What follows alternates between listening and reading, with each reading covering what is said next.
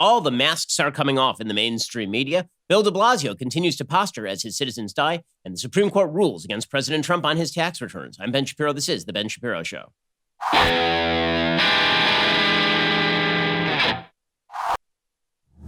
Today's Ben Shapiro Show is sponsored by ExpressVPN. Your online activity should not be public. Protect yourself at expressvpn.com/Ben.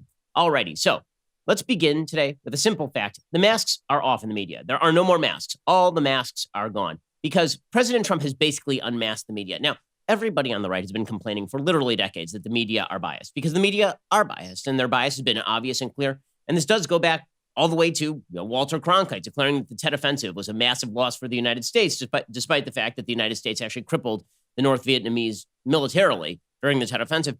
The media have long had a liberal bias, but now the masks are completely off, and members of the media are making it absolutely clear that the masks are completely off. And this holds in virtually every area of American life. It's truly incredible. I've never seen media coverage this bad. And it was really bad during 2016. And it was really bad in 2017 when all we got wall to wall for 2 years was Russian collusion scandal stuff, right?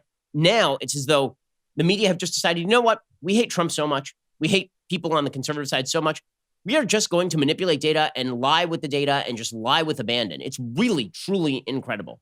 And this holds on every topic. It holds from race relations in the United States to the economy. It holds from COVID-19 to everything that is Constitution and history related. Like the media will just lie to you. And then they'll proclaim it journalism, right? The 1619 Project we put out there as journalism when it is nothing but propaganda. And narratives will be promulgated about how America is a deeply systemically evil, terrible, racist place, even when the evidence for that is incredibly scanty.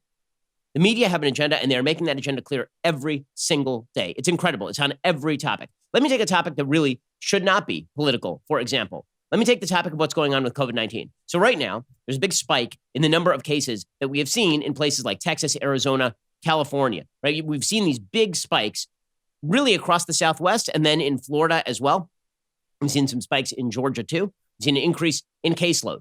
Now, normally, when you are examining what exactly is the factor leading to the spike in caseload, what you might want to do is actually correlate the data. So, for example, if you are seeing a big spike in caseload and it is coming 8 to 10 weeks after the reopening, maybe, just maybe, it's not the reopening that is causing this. Maybe, just maybe, the most significant factor, you might posit, might be something like, are people spending lots of time indoors with air conditioning? Did it get so hot down south that everybody went in their houses or went out to public places, went to restaurants, and instead of eating outdoors, they ate indoors? Instead of hanging out with their friends on the beach, it was too hot, they went inside and they hung out at a bar, right? Wouldn't that be a factor that you would spend more time on? And in fact, the data tends to support this suggestion because if you actually look at many of the states that reopened at the same time, for example, Colorado and Georgia, they've had wildly variant caseloads. So Colorado reopened literally the same day, I believe, the same week for sure as Georgia, and got no attention for it because, of course, the governor of Colorado is a Democrat and the governor of Georgia is a Republican. And so Georgia was going to be the place where everyone dies, right? Everyone's going to die in Georgia, and Colorado doesn't exist, right? It stopped existing the minute that they did the same thing as Georgia. Well, Georgia, since the reopening, it has now been nearly 3 months since the reopening in Georgia, according to the New York Times. They have started to experience an uptick in cases, right? They're up about 245% in cases, which is a significant uptick in the number of cases. And they're starting to see more people hospitalized and more people who are going to ICUs. Now, is it an incredibly massive number of people who are doing this? It's not thousands of people. It's not several hundred people who are dying in ICUs in Georgia right now. The day-on-day death toll in Georgia is still below 100 last time I checked. Okay, but with all of that said, they are seeing a spike. But you know who's not seeing a spike and opened at the exact same time is Colorado. Right? Colorado is not seeing a spike. Colorado is down 41%, according to the New York Times, in average daily cases. So what the hell is going on? Right? We don't know what the hell is going on.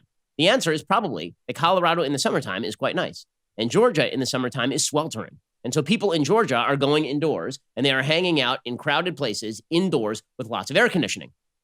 That is the most likely scenario here. That is the probable rationale for why we are seeing all of this happening.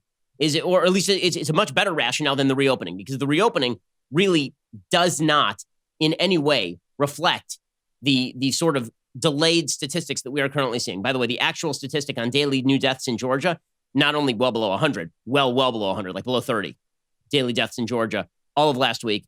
I think yesterday it was 8. The day before that, it was 23, according to Worldometers.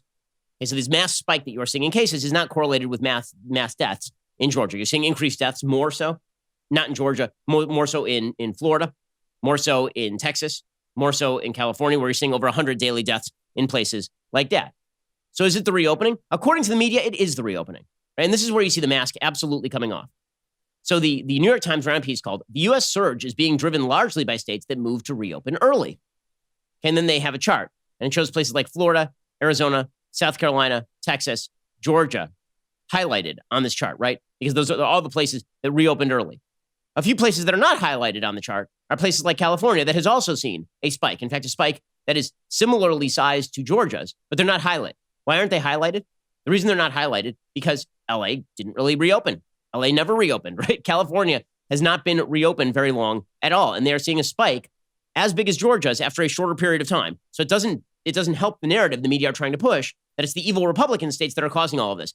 And the way that you know how corrupt the media are on all of this is that this same chart from the New York Times highlights New York. So it shows Florida plus 1,393% in daily cases, in daily identified cases. Arizona up 858% in daily identified cases. By the way, largely in border areas. There is a serious issue with people who are coming across the border specifically to go to American hospitals because the infection rate in Mexico right now is extraordinarily high. And then it shows New York. New York down 52%. Well, what did they do right? What could New York have possibly done right?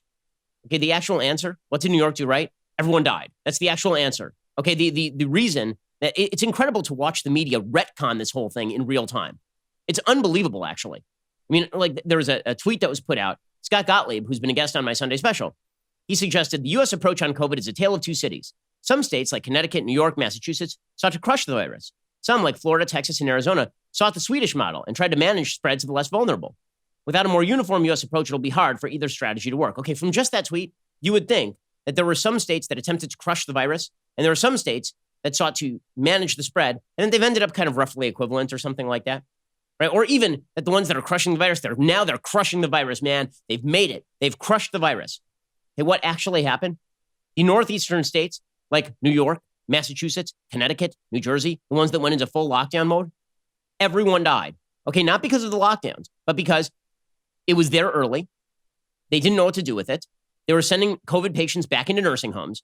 Like half the patients who died in these cases were nursing home patients, basically, people who are in elderly or assisted living facilities. Hey, let me give you the actual stats on the quote unquote crush the curve people versus the maintain the spread people. Because right now, remember, all focus in the United States is on Texas, Florida, Arizona, right? That's where all the focus is right now. All of it. Okay. It is not like there is some focus on New Jersey or New York, where, by the way, cases continue to crop up in New York. There's still 500 to 1,000 daily cases in New York that are happening every single day. And if you look at these states where there's still mass levels of death, just going to note, New York still ranks like number 6 on this chart. New Jersey had over 100 deaths yesterday. Is anyone talking about New Jersey? In order of deaths yesterday, it goes California number 1. California had 137. No one's mentioning California. Florida number 2, according to Worldometers. New Jersey is number 3. So 2 of the top 3 are blue states, right? But you don't hear California and you don't hear New Jersey. New Jersey had over 100 deaths yesterday. Texas is number 4 behind New Jersey at 102. Arizona's number 5 at 75. Then New York at 32. Then Virginia, which is now blue, at 32. Then Pennsylvania, which is now blue, at 31. Right? Then you've got Massachusetts, which is blue, at 25. Okay, then you get down into Tennessee, North Carolina, South Carolina. Okay, so that list does not suggest that red versus blue is the deciding factor here, right? You're seeing it in red states and you're seeing it in blue states. You're seeing it in lockdown states and you're seeing it in non-lockdown states. What does this actually suggest? It suggests that when the virus goes around, it kills everybody who's vulnerable. And the only thing you can really do is protect the vulnerable. That's really what it suggests. And the less time you can spend in confined areas with people breathing from the same air conditioning facilities, the better off you are. That's all this suggests. It doesn't suggest even that masking is the particularly effective factor, right? Maybe masking works. Maybe it doesn't. Maybe it slows the spread. Maybe the evidence on this is actually kind of mixed. Okay. By the way, the going medical wisdom up until 2016, 2017 is that wearing masks to prevent the spread of flu, for example, was not supremely effective. So there's some evidence that suggests, sure, it helps stop the spread of this thing, particularly if you're in close quarters for not huge periods of time. But it is also true that a lot of the particles do escape the mask and all the rest of this sort of stuff. So I think that clarity here in what we don't know is actually quite useful. But the media are attempting to drive a narrative, and so the media are just being dishonest about all of this stuff, right? The suggestion that lockdowns are the key and that we should re-lock down because lockdowns are the key is absolutely anti-data. Okay, there is not enough data to support this perspective. Let me give you the total deaths by state, okay? Total deaths by state, because remember, we're told that some of these states, Texas, Florida, Arizona, you're doing it wrong. You opened up too early. Georgia, you did it. You opened up too early. New York, New Jersey, Massachusetts, Connecticut, you locked it down, guys. You were really solid on this stuff. Wait until you hear the differential in deaths in these states, okay? Because what that would suggest is kind of not. Okay, let me explain in just 1 second. First, let us talk about the fact that solid personal finance right now, it has never been more important. The economy is in absolute flux. Maybe it's in shambles. Maybe it's in recovery. Who the hell knows? But the bottom line is you must be on top of your own personal finances at this point in time. Don't let your personal finances get you down. Simplify by Quicken is here to help. You can start healthier financial habits and achieve your long-term goals with Simplify by Quicken. Simplify makes it easy to see the big picture, stay on top of your spending, and save like a pro. Say goodbye to surprise charges from subscriptions you forgot you signed up for. Simplify by Quicken makes it easy to monitor all your spending so you're never in the dark. You're right on top of your own data in granular fashion. Other financial apps primarily track what's already happened in the past, but Simplify helps you plan for the future. You can get personalized tips and insights to help develop healthy long-term habits and stay on top of your finances now and forever. Start your free 30-day trial of Simplify today when you download our app or visit simplifymoney.com/Shapiro. That's SIMPLIFI money.com/Shapiro. Simplify with an I at the end, money.com/Shapiro to start your free 30-day trial of Simplify today and get control of your personal finances. Technology can help you out in a time like this. Go check out Simplify Money with an I at the end, simplifymoney.com/Shapiro for the free 30-day trial when you download the app. Okay, so here are the actual death statistics from each of these states. Because remember, the narrative of the media is, that was the New York Times' headline, not my headline, the New York Times' headline. Current spike being driven by states that reopen. It's the lockdowns that caused all of this, right? The end of the lockdowns is what has caused all of this. Never mind the fact that the media were literally cheering on mass protests in the streets in state after state across the country among young people, and then surprise, surprise, a bunch of young people ended up sick with COVID. Who could have predicted such a thing? Who could, except for everyone with half a working brain. But again, that stark divide the media are trying to draw between good blue states, good, excellent blue states, and bad, evil, anti-lockdown red states where they don't believe in science. Okay, let me give you the actual deaths per state, and then I'll give you the population adjusted deaths per million. Okay, deaths by state. New York, 32,343. They have a population of 19.5 million. New Jersey, 15,522. Total population of New Jersey, 8.9 million. Massachusetts, 8,268. Total population, 6.9 million. Connecticut, 4,348. Total population, 3.5 million. Okay, so some of those states you haven't even heard about, right? You've heard a lot about New York and New Jersey because those were the big headlines. Who knew that Massachusetts had over 8,000 deaths? 8,000, that's a lot of deaths, guys. Okay, who knew that Connecticut, which is a tiny postage stamp of a state, who knew that Connecticut, gorgeous state, but only 3.5 million people live there, had over 4,000 deaths? Who knew that? That's a big number for a very small state. Now, here by contrast are your evil, terrible, no good, very bad, anti-lockdown states. You ready? Texas, with a total population of 29 million, 10 million higher than New York, right? It has the population of New York and New Jersey combined. Does Texas has a bigger population than New York and New Jersey combined. Remember, New York and New Jersey have had a combined total of nearly, at this point, approaching 50,000 deaths in those two states. Texas, with the total population of 29 million, is at 3,046 deaths as of today. Florida, with a total population of 21.5 million, which is, again, 2 million higher than New York State, has about 4,000 deaths right now. Arizona, which has 7.3 million citizens, which is a population slightly larger than that of Massachusetts by about 400,000, has 2,000 deaths. Okay, so who crushed what curve now? Who's done like a great job? Here's a quick list of the deaths per million by those populations, okay? New York, New Jersey, Massachusetts, Connecticut in the one group, and then Texas, Florida, Arizona in the other group, right? Because we're now following the media's narrative. The media's narrative is that the second group is the evil group. The second group did it wrong. They didn't lock down long enough. And maybe we need to go back to lockdown because lockdown is the key, right? Okay, New Jersey, here are the deaths per million population by state. New York, 1,663. New Jersey, 1,748. Massachusetts, 1,200. Connecticut, 1,200. Texas, 105. Florida, 187. Arizona, 280. So in other words, the lockdown, lock it all down, we're going to crush the curve, flatten the curve states, have a death rate per million that is somewhere between 8 and 15 times as high as the evil, no good, very bad Texas, Florida, Arizona states. Okay, so maybe that's going to change. Maybe that'll change, right? We don't know. Maybe this is a time lag. Maybe the reality is that as the summer goes on, many more people will die in Texas, Florida, and Arizona. What is one thing you certainly cannot justify at this point? You cannot justify the argument that lockdowns themselves were the key to answering this question, because they clearly weren't in New York, New Jersey, Massachusetts, and Connecticut. They clearly were not. A far more plausible theory is that the population was subjected to the virus at mass numbers, and a lot of people died. And now the R0 has basically declined because now there are not enough people to infect other people. Because once a significant percentage of your population's already had this thing, well, then you've reached some level of quasi-herd immunity. At least you've slowed the spread. There are two ways to slow the spread, right? One is to prevent people from getting the infection in the first place. The second is you take people off the board. Unfortunately, tragically, either many people died from this thing or they were infected and then they recovered, right? And now they can't pass the thing. But the media are so invested in the narrative that they are willing to sell you a basic lie. And that's incredible. That's incredible. And again, the basic lie is driven in pursuit of a broader agenda. And that broader agenda is we got to keep everything shut down. Everything has to be shut down. And if you mention that the schools, you might want to open them, if you suggest that companies should remain open, well, then you're the bad guy. Now, let's be real about this. At no point along this entire way is anyone in the media being honest with you that there is no alternative by which we all remain locked down until a vaccine is available. That is not an alternative. It is not a thing that is going to happen. It's not happening in Europe. France has already announced they're not going back into lockdown. If they start to have another uptick, they're not going back into lockdown, right? They're just going to move with mitigation. Canada has basically suggested the same thing.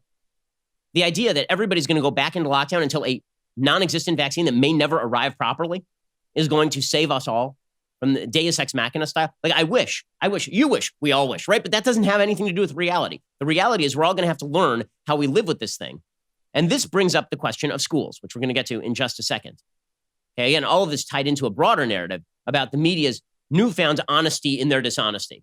Right now, they're still, it's amazing. They're still claiming objectivity. At the same time, they are openly promoting particular points of view. And, like, openly, not hiding it anymore. We're going to get to more of this in just 1 second. First, let's talk about if you are web browsing without a VPN to protect yourself, you're being a fool.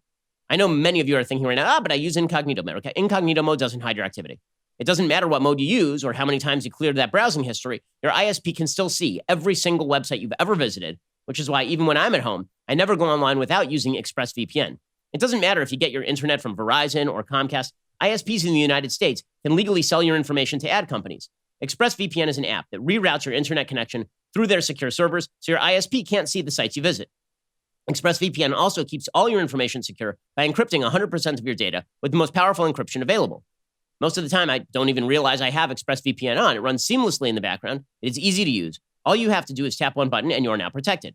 ExpressVPN is available on all your devices, phones, computers, even your smart TV, so there really is no excuse for you not to be using it. It's always a good idea to protect yourself from bad actors, hackers, people who want your data, your information. Protect your online activity today with the VPN rated #1 by CNET and Wired. Visit my exclusive link, expressvpn.com/Ben. You can get an extra 3 months for free on a 1-year package. That's expressvpn.com/Ben, expressvpn.com/Ben to learn more. Go check them out right now. Okay, so the media's narrative on a lot of this stuff is obviously driven by politics more than it is driven by data. The reality is that hospitals are indeed seeing an increased burden. We are not seeing the hospitals being overloaded. Even in New York, by the way, where it got really close to being overloaded, they were actually not overloaded with COVID, right? A lot of the facilities ended up going empty, the new facilities that were built. One Houston ER doctor, right? Things are bad in Houston. One Houston ER doctor said, you guys really you need to stop making the comparison to New York, because this ain't New York, right? We are seeing an uptick in cases and we are seeing an uptick in hospitalizations, but we have resources. This is not New York. I think everybody's worried about, the continued escalating cases and what happens then. But today we are full, but we are making new beds and we are pulling more people into work and staff those beds. So that's where we're at. It's certainly not as bad as it was in New York City. And my colleagues there went through. It's horrifying what they went through. We are not at that point. That being said, everybody wants to prevent us from getting to that point. So we're also asking everyone to please stay at home if possible and wear a mask. Okay, so again, the notion that we should be worried is correct. The notion that we are about to be overwhelmed New York style. And remember, the goal of flattening the curve for the 1 millionth time was never to prevent the spread. Okay, the goal of flattening the curve was to prevent the system from being overwhelmed. We are not seeing that right now. Okay, so this has also opened up a whole conversation about whether we should reopen the schools. Now, what the data suggests is that kids are not getting this, particularly young kids. Young kids, if you're under the age of 20, the statistics suggest you are more at risk from the flu than you are from this. It is less deadly to kids under the age of 20, to young people, than the flu. Okay, we don't cancel school because of the flu. We don't. Like, on rare occasions, I have seen stories about schools being canceled because of the flu. That is a very, very rare circumstance. What people are really worried about are the teachers. Right? They're really worried that the teachers are going to come in and you got a 50-year-old math teacher gets infected with COVID and dies from one of the students. And that's a legit worry. Right? It's legit to worry about the teachers. But we have this bizarre situation where now everybody is staying at home, but kids are going out and playing with their friends. Many of them are going to summer camp. And then you basically have de facto school, right? You have de facto kids getting together with counselors, and then they come home and their parents are older. Like, in other words, a lot of this doesn't make any sense. So President Trump has said, listen, we should open the schools. What we are seeing right now with vast numbers of kids, like literally 40% of kids apparently in Los Angeles, never even did one Zoom session in school during the last school year. So when things shut down, they just were like, okay, well, I guess it's summer. And it was the middle of March, right? So the idea that we're going to have an entire another school year where people are going to school for 2 days a week, where 4-year-olds are socially distancing and this kind of thing, like that is really not a possibility. And there have been some columnists in the New York Times who are not of the right saying, listen, what are you going to do for like single moms who have to work, right? They have to work. What's your plan here? Because you're basically suggesting that they have no childcare. Remember, school isn't just a place where kids learn. It is also a place where parents drop off their kids and then go to work. So what exactly happens here? So it seems like schooling is kind of idle. And it also seems like one of the only things we know about this disease is that it does not strike kids. Thank God, right? That it's one of the only things we know, which would suggest that maybe some creative solutions could be in the offing. So for example, why not have schools? My friend John Podhoretz on the Commentary Podcast magazine, which is definitely worth the subscription. You should go listen to it.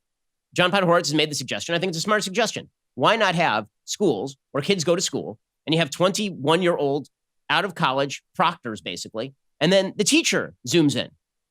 Why is it that the teacher has to Zoom into all their kids in their own homes? Why not let the kids go to school? Right? Then you have sort of the best of both worlds, and you have younger teachers who are there who are likely not going to be infected with this in a very serious way, right? You have a bunch of, if you're 21 or 22, you're not dying from this thing on a statistical level. Some people will die. That's a real exception, statistically speaking. And why isn't that on the table? But the idea is if you even mention opening schools, it's because you don't care about the children. Well, but kids aren't dying from this. What the hell are you talking about? What you're really talking about is protecting the teachers. Okay, fair enough. But you don't shut down the schools to protect the teachers. Right? If the education is for the students, what you do is you make sure that the students can go to school, and then you let the teachers Skype in. Right? Why is this off the table? So Trump mentions this and all hell breaks loose. We have to open our schools. Open our schools. Stop this nonsense. We open our schools.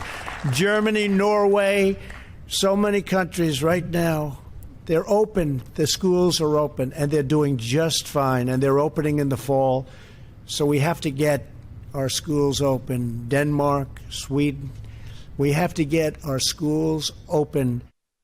Okay, so people are saying, yeah, but all those places have this thing under control. And that's true. That's true. It makes things a lot easier when you don't have a large baseline of cases. Right? That's true. But it is also true that the rate of kids dying from this thing is the same across the world, right? And that is extraordinarily low. So then you have Nancy Pelosi just demagoguing this thing, right? Nancy Pelosi says, we don't want our children risking school. The kids aren't at risk, okay? They're the only subgroup of the population who are at lower risk for this thing than they are of the flu. But here's Nancy Pelosi. I mean, this is just lying with not even real statistics, with fake statistics. Secretary of Education indicated that children should go to school. They have to take risks. Everybody takes risks. Take risks to ride a bicycle, to be an astronaut. There's risk. You have to take risk. No, we don't want our children to take risk to go to school. We're supposed to mitigate for any damage. We're supposed to keep them safe. So with stiff competition, that was one of the most ill-informed statement. Stiff competition, though, in this administration on this and other subjects. Okay, that's absurd. Okay, the risk to kids from going to school from this thing is lower than the risk to the kids going to school with the flu out and about, right? And so she's just lying about this sort of stuff. But this has become, again, the conventional wisdom is in the media. How dare we discuss going to school again? Like 2 weeks ago, again, half the left was like, kids need to go to school so parents can go to work. Because what do we do with all the single moms who need to work? And now it's like Nancy Pelosi's out there. The kids are at risk. The kids are not at risk. Like, that's the only thing we do know. We know very little about this virus. That is literally one of the only things we know. Okay, we're going to get into more of the media just stripping off the mask. It's incredible. It's incredible to watch in real time as the media just strips off the mask. It's particularly true on issues of race. We'll get to that in a second. First, right now, terrible time to go to the post office. Like, really bad time to go to the post office and stand in line in an air-conditioned facility with other people carrying packages. Sounds terrible. So what should you be doing? The same thing you always should have been doing. You should be using our friends over at Stamps.com. With Stamps.com, you can print postage on demand, skip those lines and crowds at the post office. The post office does a lot of great stuff, but why not just do that stuff directly from home? Stamps.com offers UPS services too, with discounts up to 62% and no UPS residential surcharges. Here at Daily Wire, we've used Stamps.com since 2017. No more wasting our time. Stamps.com brings all the services of the U.S. Postal Service directly to your computer in the safety and comfort of your own home, office, or anywhere else you're hunkering down right now. Whether you're a small business sending invoices or an online seller shipping out products, or you're just working from home and you need to mail stuff, Stamps.com can handle it all with ease. Simply use your computer to print official U.S. postage 24/7 for any letter, any package, any class of mail, anywhere you want to send it. Once your mail is ready, just leave it for your mail carrier, schedule a free package pickup, or drop it in the mailbox. No human contact required. It is indeed that simple. And like I said, with Stamps.com, you get great discounts as well. 5 cents off every first-class stamp, up to 62% off shipping rates. This is a no-brainer. And right now, my listeners get a special offer. It includes a 4-week trial plus free postage and a digital scale, no long-term commitment. Just head on over to Stamps.com, click on the microphone at the top of the homepage, and type in Shapiro. That's Stamps.com, enter code Shapiro. Stamps.com, enter code Shapiro. Okay, so it's not just on COVID-19 where the media have been doing yeoman's work on behalf of a narrative that is unrelated to the factual situation undergirding it. On race, obviously, the media have been doing the same thing in dramatic ways. It's a good article by my friend John Lott over in Real Clear Politics talking about the media divide on reporting in race-based cases. He says, on Saturday, a man drove his car onto a Seattle freeway that had been closed by a Black Lives Matter crowd. The driver killed one person and seriously injured another after going the wrong way up a ramp and then around a barricade. Reports noted that the police, quote, don't believe impairment was a factor. Over the weekend, news outlets replayed the brutal hit, but here's one thing you won't learn from their coverage. The driver was black, his victims were white. NPR linked this attack to other car ramming incidents by, quote, right-wing extremists targeting Black Lives Matter protesters. They quoted a researcher about how these right-wingers were, quote, trying to intimidate the most recent wave of BLM protesters to stop their movement. The driver was a Seattle local named Awit Kilit, but you'll find scant mention of the driver's ethnicity in mainstream media coverage. You might have more easily learned that he was black by going to Australia's Broadcasting Corporation. The American national media don't note that Kilit's 2 victims were white. You can only find that out over at the UK Daily Mail. One case doesn't prove a pattern. It could be that while the American media knows almost everything about this killer, including his name, age, where he lives, they couldn't find information on his race, but probably not. Research conducted by the Crime Prevention Research Center, of which I am president, says John Lott, on all police shootings from 2013 to 2015, found that while local news coverage will often mention the race of the officer and the suspect, the national coverage is much more selective. While the evidence indicates that black officers are no less likely to shoot suspects than white officers, local news coverage of black officers shooting black suspects gets picked up by the national news in just 9% of cases. By contrast, 38% of the cases in which local news reported on a white officer shooting a black suspect get national coverage. Okay, so in other words, they're only covering the story when the story supports their broader narrative. We've talked about this very often on the program. And by the way, we put in calls here at Daily Wire. We've put in calls to places like the LA Times and the New York Times looking for what is your objective journalistic standard on when you mention race in a particular case. Right? Why is it that you won't mention race if a black person kills a white person, but if a white person kills a black person, you will 100% of the time mention the race? It's not just the stories that get picked up at the national level. It's how the races are mentioned when the stories are picked up at the national level as well. This is not a shock. This is what the media do. Right? And then they call it objective news coverage. Now, the most obvious about this sort of stuff is Don Lemon. So Don Lemon still, bizarrely, claims that he's an objective news reporter, which is just, I mean, you have to be an insane person to believe this. You have to have been dropped on your head as a baby, not one time, but like repeatedly and from a great height and with force in order to believe this contention. So here is Don Lemon explaining on Uproxx that he is not a biased reporter. He's just speaking his truth, which is the definition of bias. Okay, once you say it's my truth and not the truth, then you are no longer an objective news reporter. You're an opinion person. And my truth is your subjective perception of the world. The truth is an objectively verifiable description of a situation. Here is Don Lemon conflating the two and then claiming that he's an objective news reporter. My role as a journalist is to speak from my truth and from my lens and from where I come from. And I don't think those things are biases. I am a Black man who grew up and who lives and survives and works in America. I have a certain perspective and a certain point of view, and I'm bringing that important part of the diverse culture of this company to the fore, and I should be. And so the people who don't want to hear that, who don't want to hear my truth, will say to you that I am biased. I'm not biased. This is my truth as a Black man in America. He's not biased, guys. He's not biased at all. This is just his truth, which is bias, the definition of bias. It's pretty incredible stuff, right? The media's masks, they're all coming off and they don't even understand the masks are slipping, right? They keep going, why are we losing credibility? Because you keep promulgating narratives that are not true about the state of the United States because they are, quote unquote, your truths. And politicians pick up on this, by the way, right? Politicians pick up on all of this and then they run with it. Like Bill de Blasio has picked up on this and he's running with it. So people are getting shot like every single day in New York. They're seeing a vast uptick in the murder rate in New York City. I believe last I checked, 100% of all people shot in New York City over the course of the last month are people of color. Nearly all of them are Black. That is not something Bill de Blasio will talk about. Instead, Bill de Blasio will simply say that it's time to paint giant murals that say Black Lives Matter in front of Trump Tower on Fifth Avenue. And what will the media cover? Will the media cover this stuff? No, the media won't cover the shootings, really. They'll cover it, but kind of tangentially. There's a headline yesterday, I believe it was from the AP, talking about it's puzzling why the shootings have increased. I think they used the word mysterious to describe why the shootings have increased. Get the Scooby van, guys. Who the hell knows? Get the mystery machine. We got to get Shaggy on the case. Right? Who could figure it out? Why would there be more shootings when you're trying to defund the police, you idiots? And when you're focusing on painting giant yellow signs that say Black Lives Matter in front of Trump Tower, ooh, we showed Trump, orange man bad, problem solved. And so Bill de Blasio, here he was painting BLM in front of a Trump Tower. He said, this is an example of action we can take for Black Americans. Wow, America's a better place today because you painted some letters on a sidewalk. Boom, done, magical. Wow. The great irony is going to be, and the great horrible irony is going to be when a person of color gets shot and dies on the logo that says Black Lives Matter outside Trump Tower, because that's what's going to happen in New York City eventually, right? I mean, that is the symbol of Bill de Blasio's mayoralty, is a giant strip painting that says Black Lives Matter, and then people of color dying on it after being shot in his city.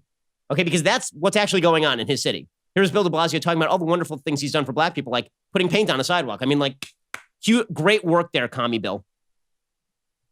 It was such an important message.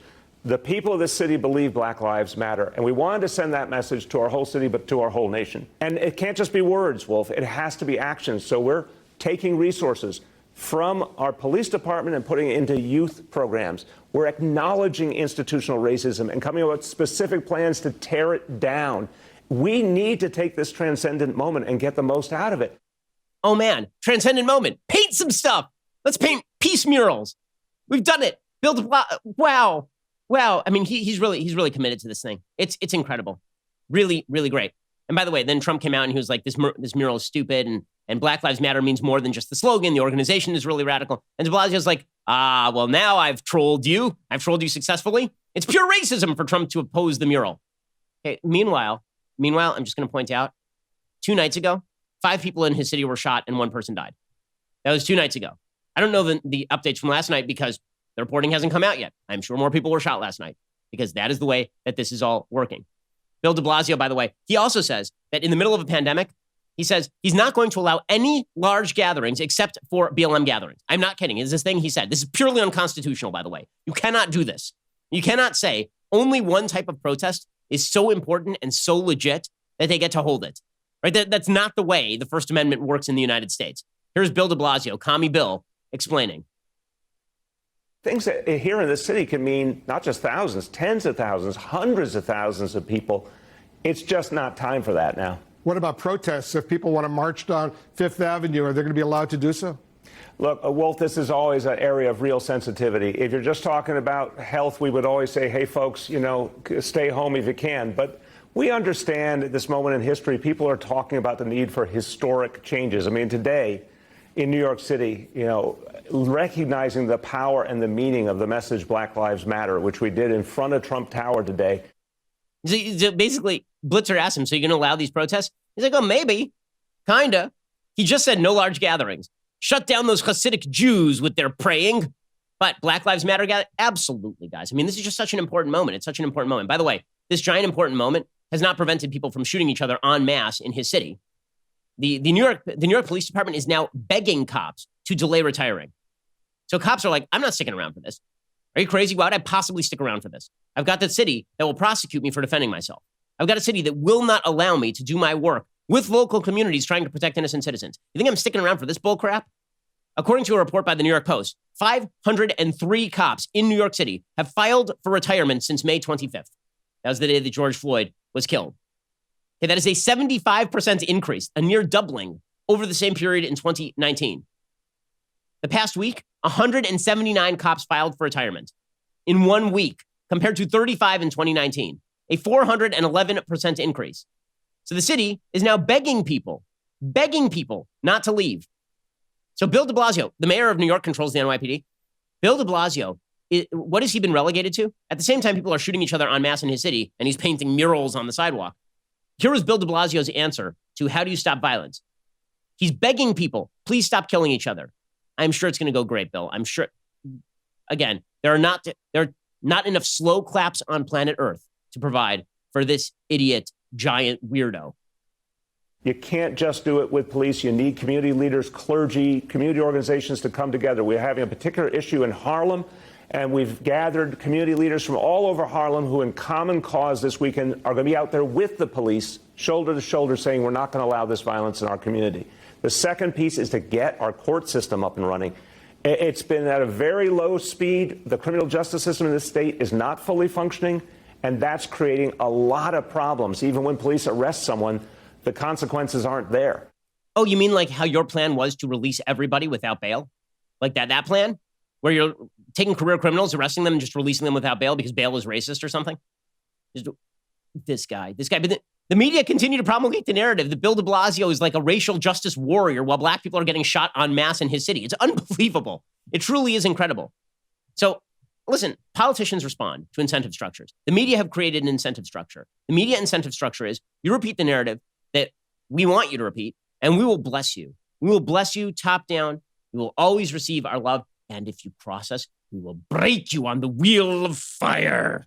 If you're Ron DeSantis or Greg Abbott, if you're Doug Ducey in Arizona, we'll break you on the wheel of fire. But if you're Bill de Blasio, you can basically let a virus kill everyone in your city. And then the ones who are left, you can let them shoot each other. And everyone, and you know what? As long as you paint a mural, everything's good. Everything's perfectly good.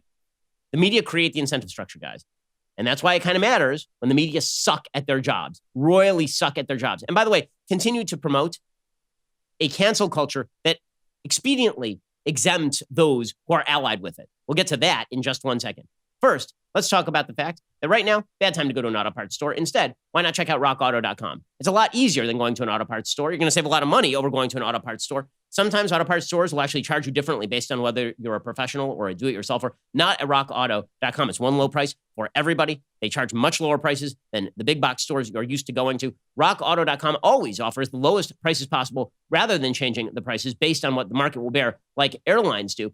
RockAuto.com, it's a family business serving auto parts customers online for 20 years. Go to RockAuto.com to shop for auto and body parts from hundreds of manufacturers. Best of all, prices at RockAuto.com are always reliably low and the same for professionals and do-it-yourselfers. Why spend up to twice as much for the same parts? The RockAuto.com catalog is unique, remarkably easy to navigate. Quickly see all the parts available for your vehicle and choose the brands, specifications, and prices you prefer. They've got amazing selection, reliably low prices, all the parts your car will ever need. RockAuto.com. Go check them out right now at RockAuto.com. See all the parts available for your car or truck and write Shapiro in there. How did you hear about us box? So they know that we sent you. That's RockAuto.com check them out right now and save yourself time, save yourself money, and get the best available parts for your vehicle. Alrighty, we're going to get to the mainstream media pushing forward the cancel culture, because this is the new move, is members of the media trying to shut the door behind them. Only they can be the great disseminators of information. Everybody else, you shut up. And we're going to try and bully all the social media companies into shutting the doors to everyone except like the New York Times. We're going to get to that in just 1 second. First,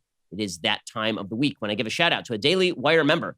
Today, it's Jay Light on Twitter, who understands the importance of proper early education. In this picture collage are 4 children of varying ages, from infant to probably middle or early high school, all holding the world's greatest beverage vessel. In one picture, the 2 oldest girls, Yael and Brena, are holding an American flag while wearing Facts Don't Care About Your Feelings t-shirts and impressively balancing 2 leftist tears tumblers each. That's a lot of leftist tears. The caption reads, "Hey, Ben Shapiro, Yael and Brena are fans from Arizona, proud Americans and conservatives.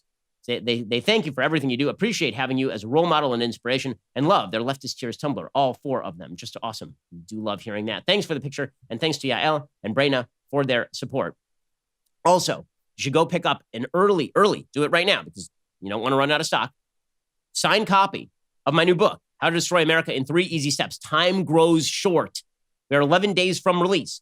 How to Destroy America in 3 Easy Steps. The most important book you're going to read this year. I really believe that. I think that Right Side of History was deeply important. I think How to Destroy America in 3 Easy Steps is about what makes America worth saving and what are the steps that are being taken to destroy it. I wrote it months ago, but it almost reads like prophecy now, frankly, not to tout myself too highly. But the reality is that I wrote about the destruction of America's history via the 1619 Project and how it was going to tear us apart, the destruction of America's philosophy of equal rights before law, rights pre-existing government answerable to the people, how those principles were under attack by a left that only cares about power, and how the America's culture of rights, the way we discuss rights with each other, freedom of association, freedom of speech, how that was all disappearing in favor of the idea that government can give you everything you want if only you give them all the power they need. Right? These are the factors in the disintegration of America. It really isn't about left versus right. It really is about people who want a set of principles that can hold us all together versus people who wish to divide the country and then have the slight majority beat the living hell out of the slight minority. Right? That is the goal politically for the disintegrationists. The book is called How to Destroy America in 3 Easy Steps. You can pre-order your signed copy. I'm signing them right now at dailywire.com/Ben. Again, that's dailywire.com/Ben. You can even ask me a question with your purchase. That may be read during my live signing event on the days of the book's release. So you'll enjoy that. If you're not already a Daily Wire member, by the way, you should also get a reader's pass at dailywire.com. Great value, $3 a month. When you sign up, you get the first month for just 99 cents. You also get access to our mobile app, articles, ad-free, and access to exclusive editorials like this satire. Biden campaign proposes one debate moderated by the day nurse Biden calls Nana. I can only imagine that Clavin wrote that. So if you haven't checked out the reader's pass already, head on over to dailywire.com and sign up for just $1. You're listening to the largest, fastest growing conservative podcast and radio show in the nation.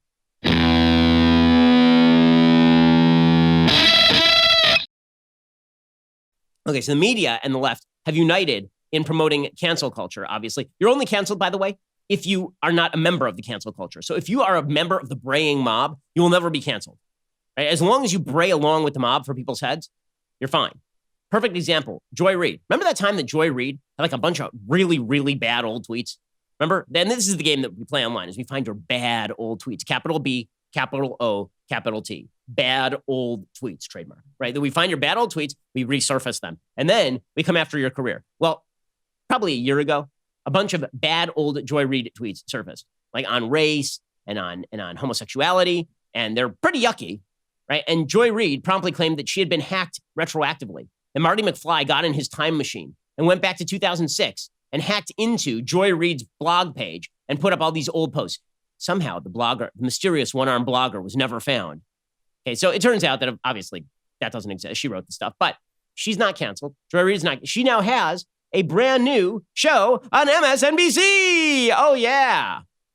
She has hosted the MSNBC weekend talk show AM Joy since 2016. She's going to move to the 7 p.m. hour on July 20th.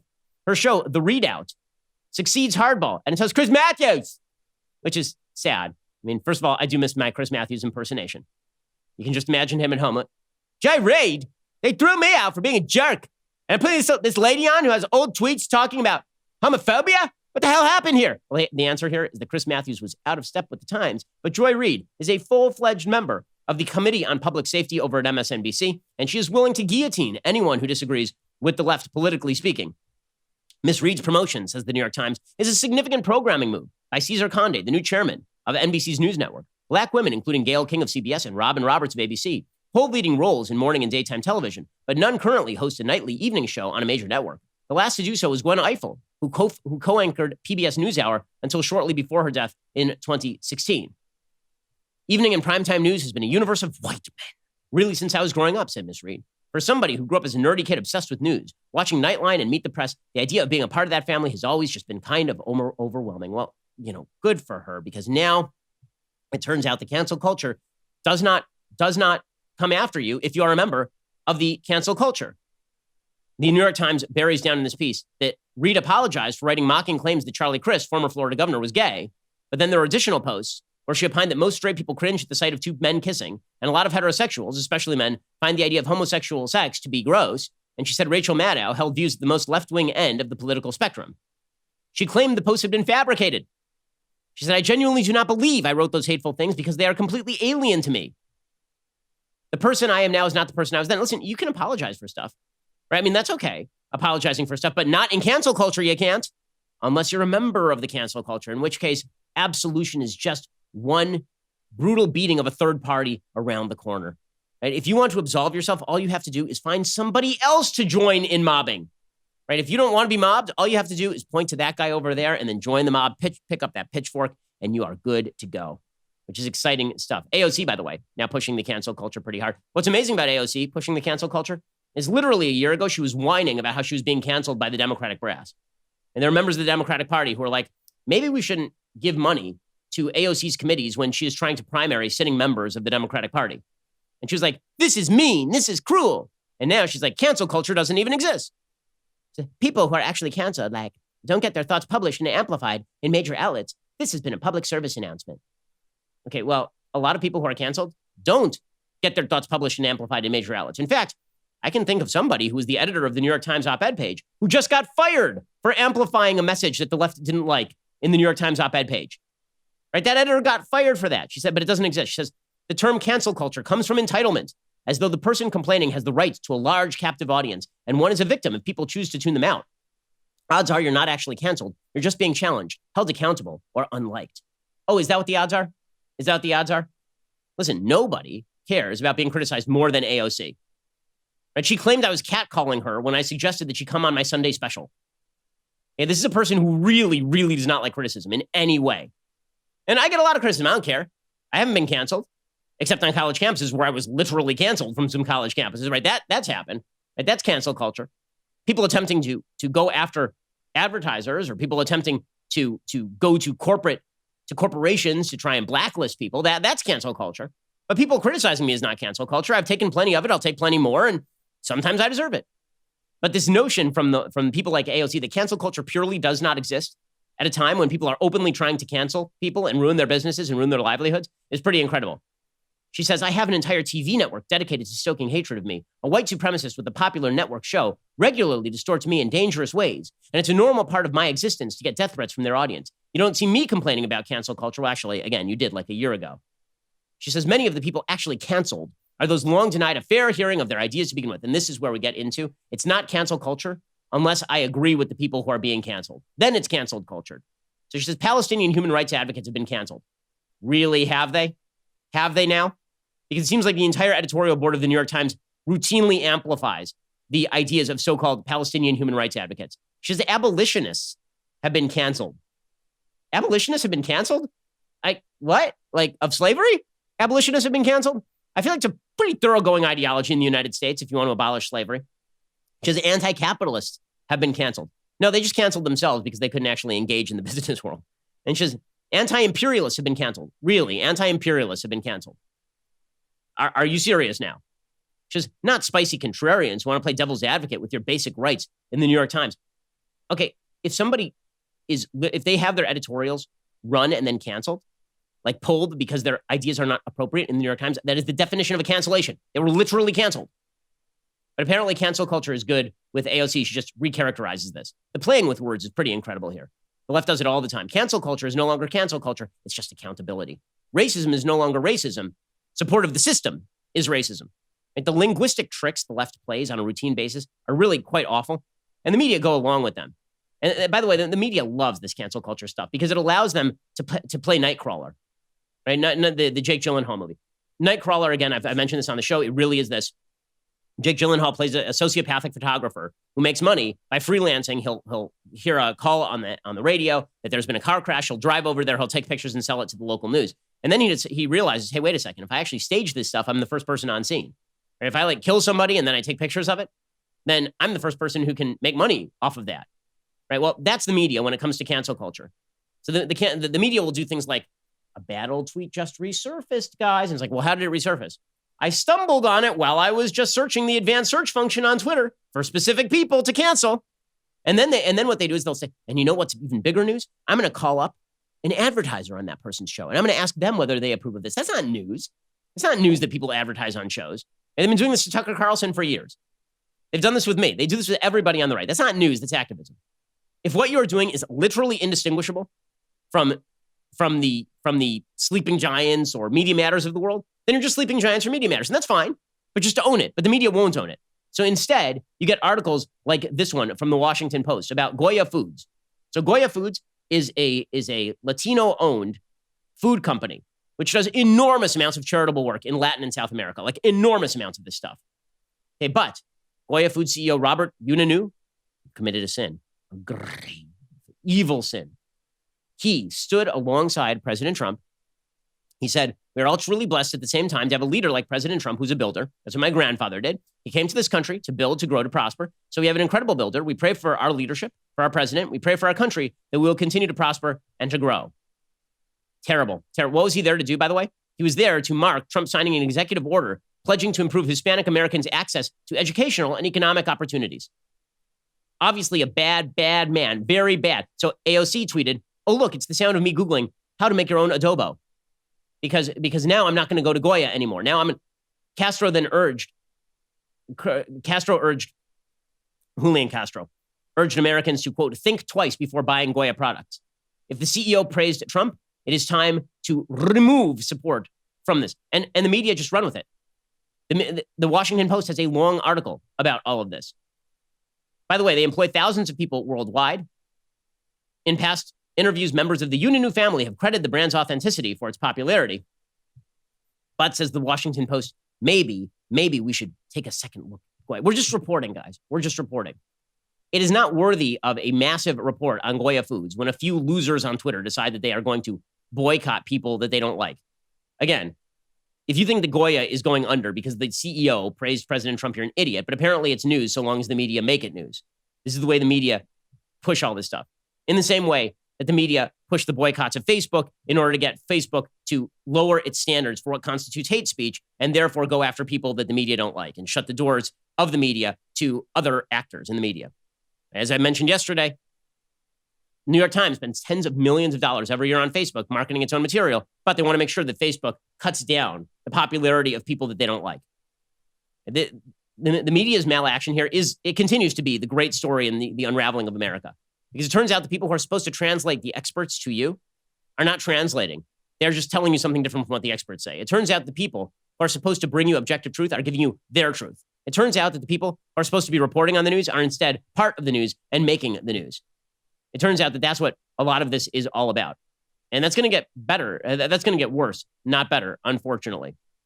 Again, this is not the only example. Again, there's a guy named Thomas Bosco who owns the Indian Road Cafe in Manhattan.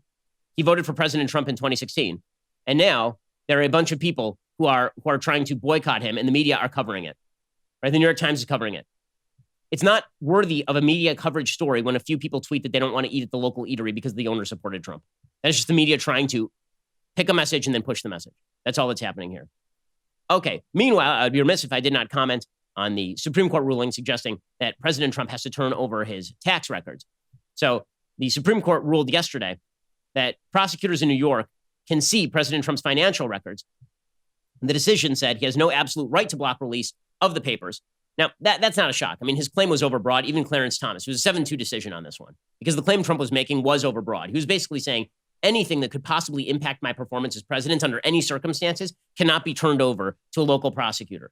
And that's way too broad a case. Even Clarence Thomas was like, that's way too broad a case. Thomas ruled that the problem was that Trump can then claim that once the specific subpoena is made for the tax records, that he was likely to win it. So it should be remanded back to the district court, and Trump should do that, and we should basically just dismiss the case from Cyrus Vance. But there's basic unanimity on the court that you don't, that you can simply block all access to paperwork because you're the president of the United States. Chief Justice John Roberts said no citizen, not even the president, is categorically above the common duty to produce evidence when called upon in a criminal proceeding. He said Trump can still raise objections to the scope and relevance of the subpoena. So what does that mean? Well, the kind of going notion is that Trump lost the case and it's really bad for him, but not really, because this thing gets remanded back to the lowest level, and then Trump can simply say the subpoena is too broad. Justices Clarence Thomas and Samuel Alito dissented. President Trump then went after the court. Right? He said that the court is really bad and really terrible. Listen, the court may be bad and terrible for a variety of reasons, but this is not one of them. This ruling is actually not particularly controversial. And the claims that were being made by Trump's lawyers were simply too broad. Here was Trump going after the Supreme Court anyway. Well, the rulings were basically starting all over again, sending everything back down to the lower courts, and you start all over again. And so from a certain point, I'm satisfied. From another point, I'm not satisfied, because frankly, this is a political witch hunt, the likes of which nobody's ever seen before. It's a pure witch hunt. It's a hoax. It just continues. It's been from before I got here, when Obama and Biden and everybody else was spying on my campaign illegally. Okay, the big problem for President Trump here is not the legal problem. He's not going to release his tax returns before the election. It's not going to happen. Okay, but the big problem is now the Supreme Court has said you kind of should release your tax returns. That gives Biden a club to hit him with. And there's been a lot of talk about Biden not debating Trump until Trump releases his tax returns. So now the Supreme Court has said you should probably release your tax returns, or at the very least, I mean, they literally say this in the decision, that you should probably release the tax returns. Because of that, Trump now has less of a leg to stand on when he says, I don't want to release my tax returns. And then Biden says, you're not obeying a Supreme Court dictate. Now, it isn't a Supreme Court dictate, but that's not how politics works. And so it looks like Trump is hiding something, obviously, which is why the White House didn't have great answers when Kayleigh McEnany was asked, isn't he kind of hiding something, not turning over his tax returns at this point? The president can release his taxes whenever he likes. So why shouldn't Americans at this point believe that the president isn't trying to hide something? The media has been asking this question for 4 years, and for 4 years the president has said the same thing. His taxes are under audit, and when they're no longer under audit, he will release them. But I would also note the excruciating ruling for House Democrats, who were very much called out for their partisan games. They also subpoenaed the president's information, financial information, and Justice Roberts said, far from accounting for separation of powers concerns, the House's approach aggravates them. Okay, so there were two cases here. One was about whether Congress could grab records from the president of the United States. That remains somewhat controversial.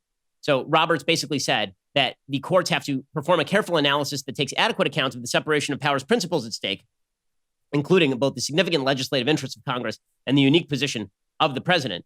Clarence Thomas said the Congress does not have the ability to just grab private unofficial documents for any random citizen. That's not what Congress is there to do. You can do this under the impeachment power, but you actually have to do it under the impeachment power. The one about the DA, right, which is Cyrus Vance in New York, who's under attack from his left flank, that ruling basically said that Cyrus Vance does have the ability to subpoena for these records. He was joined in the majority by Ginsburg, Stephen Breyer, Sonia Sotomayor, and Elena Kagan. Roberts dismissed the idea that the stigma of being subpoenaed will undermine Trump's leadership at home and abroad, and he pushed back against the president's contention that having to comply with the state criminal subpoena would distract him from his job as president, according to SCOTUS blog, which does good analysis of these sorts of issues. Roberts stressed that the Constitution does allow such investigations. The mere fact the president is served with the subpoena is not likely to have much of an effect on the president's reputation. Roberts also declined to adopt a rule suggested by the feds that supported Trump in this case that would have required state grand jury subpoenas for the president's private papers to meet a higher standard, demonstrating, for example, the evidence is critical, that it cannot wait until the end of a president's term. He said this would create a double standard because federal subpoenas to the president, unlike state subpoenas, would be allowed whenever the evidence is material. So Roberts basically ended up sending the case back to the lower courts, and Trump can raise further arguments challenging the subpoena in this case as appropriate. So, the Kavanaugh voted with them, with the majority. Gorsuch voted with the majority. They both agreed that the president is not absolutely immune from state criminal subpoenas and that the case should go back to the district court. They would require state grand jury subpoenas like this one to meet a higher standard that would require a showing of demonstrated specific need. Clarence Thomas dissented.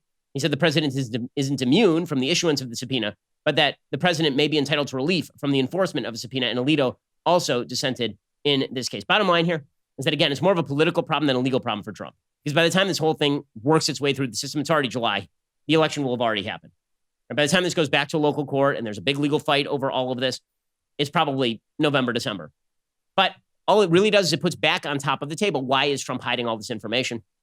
It'll set the speculation going anew, and that is not a great shock. So another hit for the president politically, even though it really isn't that much of a hit at him, legally speaking. Alrighty, folks. Well, we have reached the end of today's show, but don't worry. Next week, there's much more show to come, and we'll recap everything for you. Plus, make sure you tune in this Sunday for the Sunday special compilation of the intellectual dark web. Couldn't be more relevant today. Go check it out on Sunday. You're listening to The Ben Shapiro Show. The Ben Shapiro Show is produced by Colton Haas, executive producer Jeremy Boring, supervising producer Mathis Glover and Robert Sterling, assistant director Pavel Wydowski, technical producer Austin Stevens, playback and media operated by Nick Sheehan, associate producer Katie Swinnerton, edited by Adam Sayevitz. Audio is mixed by Mike Coromina. Hair and makeup is by Nika Geneva. The Ben Shapiro Show is a Daily Wire production. Copyright Daily Wire 2020. You know, the Matt Walsh Show, it's not just another show about politics. I think there are enough of those already out there. We talk about culture because culture drives politics and it drives everything else. So my main focuses are life, family, faith. Those are fundamental, and that's what this show is about. I hope you'll give it a listen.